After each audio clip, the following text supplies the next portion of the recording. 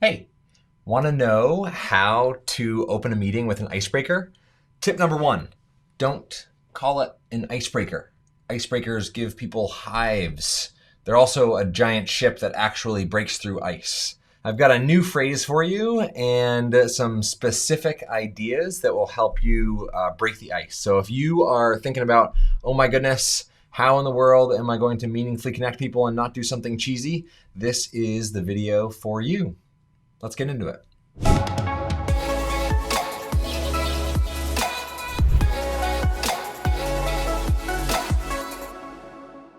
So my name's Chad, and I wrote this little book called The Pocket Guide to Facilitating Human Connections.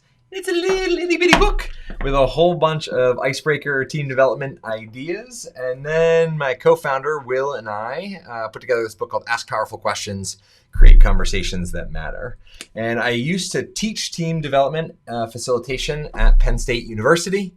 And I now get to have this really cool job of working with some of the smartest leaders and educators on the planet, helping them to create a culture of connection, belonging, and trust. And part of that is teaching people what a meaningful icebreaker really looks like and how to open. So in this video, I'm going to unpack a different name for icebreakers that will be much more palatable to your group. And I'll offer you a couple really specific suggestions on how to open with an icebreaker in a way that is not cheesy and your group won't groan at. So first of all, I keep saying don't call this an icebreaker.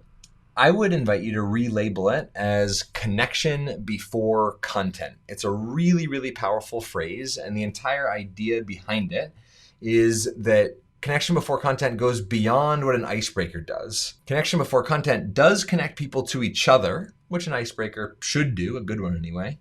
But connection before content also connects to the purpose of why you're actually there. And so first of all, I'm on a secret mission to gently eradicate the word icebreaker from the world's lexicon because words like icebreaker and team building and things like that can give your group hives. So you can think about it if you're going to be leading it, but I wouldn't recommend using that to start a meeting to say, hey, everybody, let's get together before we get started. Let's do an icebreaker.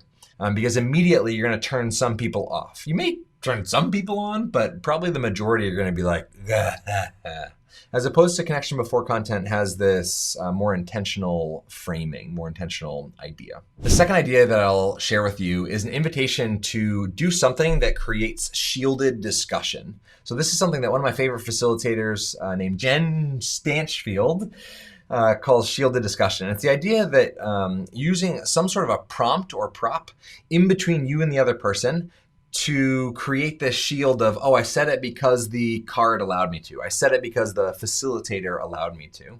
And so I've spent a whole bunch of time creating one of these tools for shielded discussion. They're called We Connect cards. It's a deck of questions that are really brain friendly and help people understand each other better and get to know each other in a really non-threatening way. So the questions have been honed over the course of 2 years to be really open questions, inviting, not create a lot of judgment, etc. And this would be a really pitchy video if I was just product placing like this. I believe everybody should have access to these questions and not just people who can or do pay for the deck. And so in the link description below, there is a link to weand.me/free, and you can download 25 of the questions digitally for free for $0 to use with your group. Now, one of the benefits of the questions is that they're color-coded. And so a really good icebreaker should be non-threatening and provide people choice in how they engage in conversation.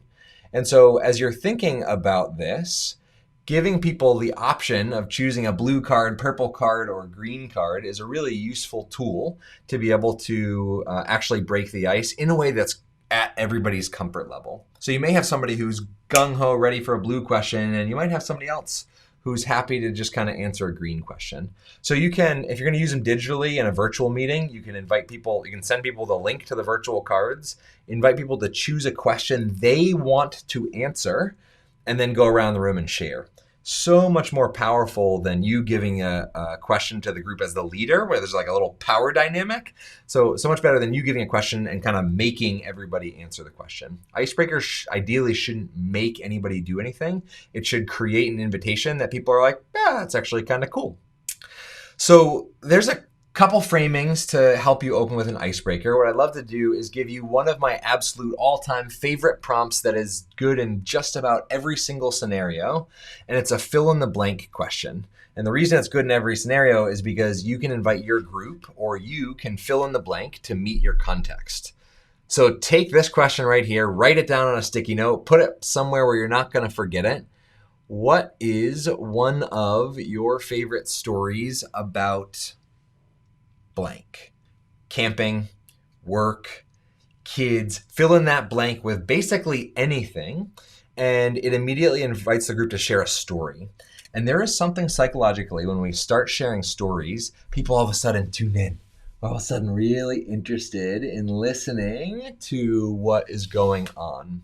And so if you can use a prompt, and ideally any icebreaker question invites people to share a story, a perspective, or an experience, right? You shouldn't be, an icebreaker is not like, share data that you learned on blah, blah, blah, blah, blah. Right? An icebreaker is something from somebody's lifetime of ungoogleable experience, their trove of knowledge that you can bring forward. I hope some of these questions help you in the We Connect Cards deck. If you want, in that link below as well, there is a free excerpt to the book, Ask Powerful Questions, Create Conversations That Matter. And that offers some other tools, mindsets. There's questions throughout, but also the techniques of how to be a really phenomenal conversational leader. And I think if you're watching this video and you're interested in how to open a meeting with an icebreaker, you're probably really interested in being able to lead a conversation with intent to promote and create meaningful engagement rather than just pointless activity to break the ice. Chad Littlefield signing off. Hope you love this video. If you even liked this video, you'll probably love these videos wherever they are. Have an awesome day.